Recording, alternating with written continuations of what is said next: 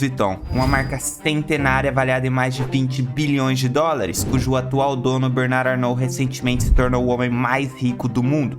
Olhando para o sucesso da marca hoje e o quanto ela é valorizada no mundo da moda, é difícil imaginar que ela foi criada por um garoto sem estudos e com poucas condições no ano de 1854. A história por trás da marca é fantástica e cheia de reviravoltas, desde guerras, conflitos, polêmicas, até se tornar a maior marca de luxo do mundo. Mas antes de a gente navegar nessa história fantástica da Louis Vuitton, eu peço para que você deixe o like, se inscreva no canal e ative o sininho para continuar recebendo vídeos de qualidade que vão te trazer insights e princípios para você aplicar no seu negócio, beleza? Feito isso, bora para o que interessa.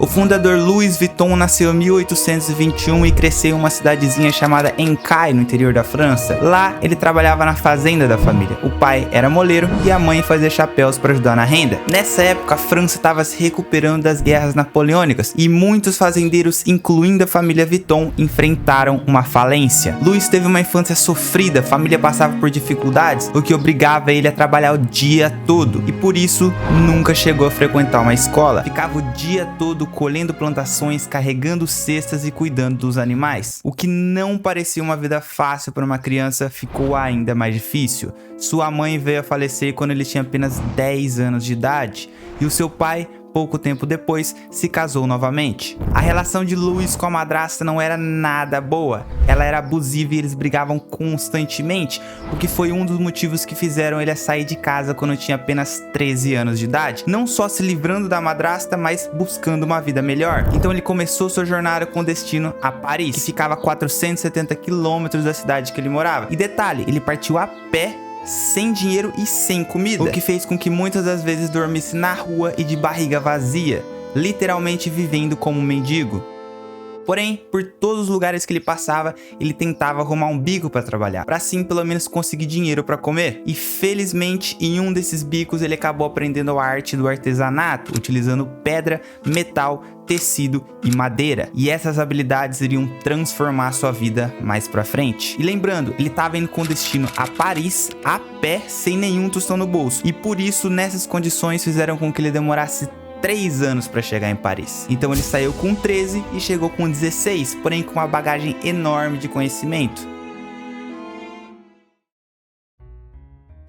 Já em Paris, com seus 16 anos e novas habilidades adquiridas, ele conseguiu um emprego na fabricante de malas Monsieur Marechal. Essa empresa fazia aqueles baús para transportar instrumentos, objetos ou qualquer tipo de pertence, então eles precisavam fabricar tudo sob medida. E nessa época, Louis conheceu várias pessoas, criou uma espécie de network e ficou conhecido como um dos melhores na arte de fazer malas. Muitos exigiam que os pedidos fossem fabricados por ele, inclusive a imperatriz da França selecionou Louis como seu fabricante oficial. Isso, para um artesão da época, era o maior status possível. Depois de 17 anos aperfeiçoando sua arte e ganhando notoriedade, aos 33 anos se casou e com o dinheiro que tinha juntado, resolveu abrir a sua própria loja em Paris.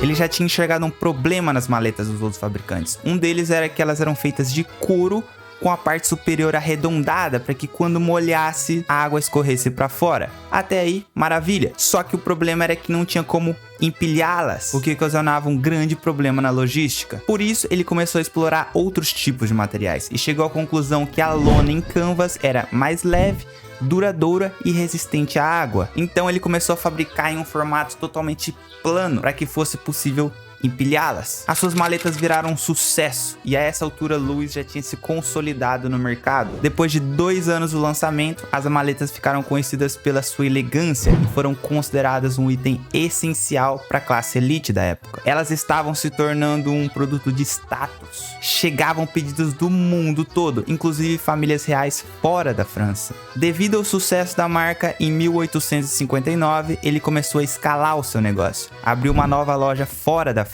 e contratou mais de 20 pessoas para ajudá-lo na demanda. Um fato histórico interessante é que naquela época as pessoas estavam começando a viajar mais, o transporte estava ficando mais acessível, então a demanda estava aumentando exponencialmente. Parecia que tudo estava indo a favor dele. Mas em 1970, quando tinha 49 anos, algo trágico aconteceu. A França mais uma vez entrou em guerra. Louis teve que deixar suas operações e viver em um abrigo com milhares de pessoas, onde a situação era precária. precária. A guerra durou aproximadamente um ano e em 1871, quando retornou para suas lojas, tudo estava destruído. Janelas foram quebradas, equipamentos foram roubados, ele tinha perdido tudo que construiu ao longo dos anos. A única coisa que ele não tinha perdido era o seu conhecimento. Ele sabia como chegar lá novamente. Então, com algum dinheiro que tinha sobrado e com seu know-how, ele começou novamente. Por consequência da guerra, muitos imóveis ficaram vagos e baratos. Então, ele aproveitou a deixa e alugou um espaço em um local nobre em Paris. O local não só era privilegiado financeiramente, mas era estrategicamente perfeito para que ele vendesse mais. Era próximo à estação de trem e ao The Grand Hotel. Então os viajantes não precisavam se deslocar muito para encontrar uma mala.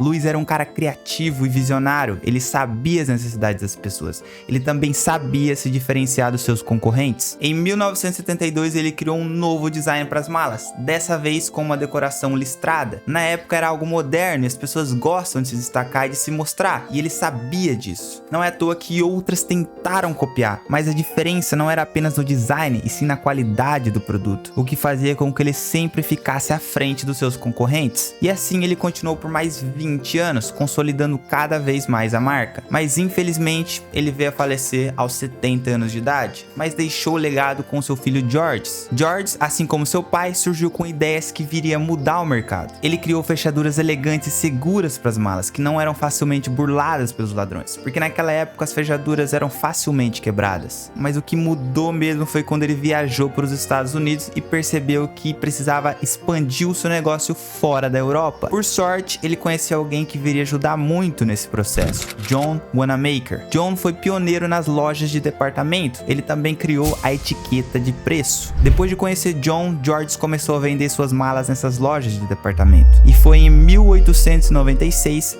que criou o tão conhecido logo LV, em homenagem ao seu pai, Louis Vuitton. A partir daí começou a decorar as malas com esse padrão que é usado até hoje. Os clientes simplesmente amaram. Então George e agora seu filho Gaston continuaram o legado de Louis Vuitton, inovando e se destacando cada vez mais no mercado. Por volta do ano de 1900, eles já tinham 100 funcionários e continuavam expandindo o negócio. Eles eram tão preocupados com a qualidade dos produtos que os funcionários passavam um longo período de treinamento até que fossem capazes de fabricar no padrão Vuitton. Até hoje, a Louis Vuitton treina seus funcionários por aproximadamente 2 anos até chegarem no padrão desejado. Em 1925, eles começaram a explorar outros produtos, como as bolsas de mão. Hoje é muito comum, mas na época era visto como algo cafona, então a Louis Vuitton contribuiu bastante para que elas fossem vistas como algo elegante. Mas em 1936, George Vuitton veio a falecer e a empresa foi passada para seu filho Gaston Vuitton. Então aqui estamos na terceira geração dos Vuittons. O Gaston pegou a empresa em um dos momentos mais difíceis, porque em alguns anos a França entraria em guerra mais uma vez, dessa vez a Segunda Guerra Mundial.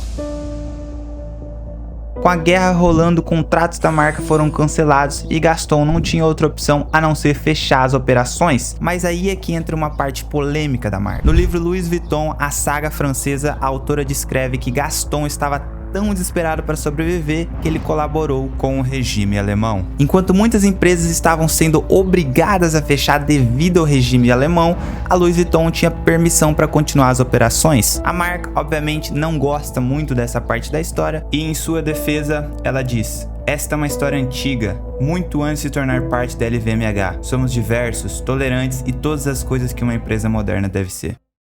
Quando Gaston morreu em 1970, ele passou a empresa para o seu genro Henry, tendo a 4ª geração a comandar a empresa. Henry já tinha bastante experiência e conhecimento sobre negócios por ter gerido e trabalhado em outras empresas. Então, quando pegou Louis Vuitton, ele conseguiu elevar para outro patamar. Mudou o modelo de atacado para varejo e em 1978 levou a marca para muitos outros países, um deles o Japão, por exemplo. As vendas em 6 anos passaram de 20 milhões para 260 milhões de dólares. E em 1984 ele decidiu fazer o IPO da empresa, tornando-a pública para investimentos. Ele vendeu 1 milhão de ações a 63 dólares cada e usou esse investimento para abrir novas lojas. E 3 anos depois, em 1987, ele alcançou a marca de 1 bilhão de dólares em vendas. E Henry, sabendo que a marca poderia ir mais longe, decidiu se fundir com uma outra grande marca de luxo, que fazia champanhe e conhaque, que é Moet Hennessy. E aí nasceu o conglomerado de marcas de luxo, que é hoje a LVMH. Mas na época da fusão, Henry não se deu bem com o presidente da Moet Hennessy. E para não perder o controle sobre a marca, Henry chamou o incorporador de propriedade Bernard Arnault para ajudá-lo a lidar com a situação. Bernard, que supostamente era para ser o seu aliado nessa disputa, acabou sendo mais um empecilho no seu caminho. Arnault secretamente comprou 45% das ações da empresa e ganhou apoio e suporte da Moet Hennessy. Henry Vuitton se sentiu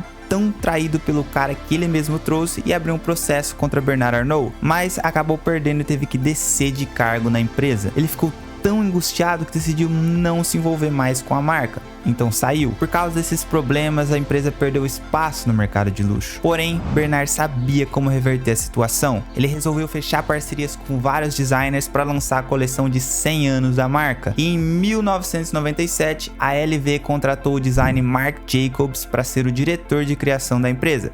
E a partir daí, eles começaram a expandir para outros tipos de produtos, como relógios, joias e óculos. E hoje é a maior marca de luxo do mundo. Espero que vocês tenham gostado do vídeo. Se gostou, deixa aquele like, aquela inscrição, ativa o sininho, ajuda nós. Esse vídeo dá muito trabalho para fazer, então deixa um like, deixa um comentário aí, beleza? Eu vou ficando por aqui, até uma próxima, valeu, falou!